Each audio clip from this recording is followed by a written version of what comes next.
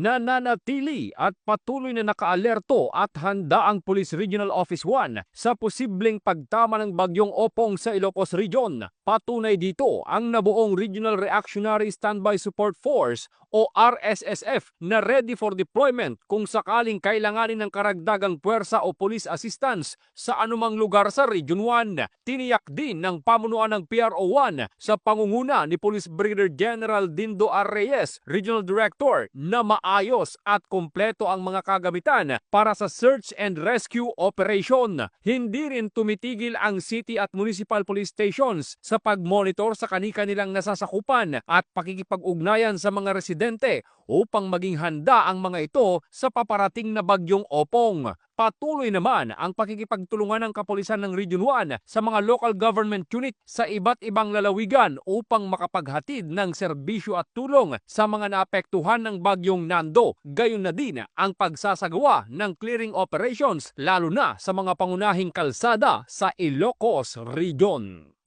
Mula dito sa Ilocos Region, ito ang inyong PNN correspondent, Police Corporal J.R. Del Mendo, alagad ng batas, tagataguyod ng Balitang Pulis.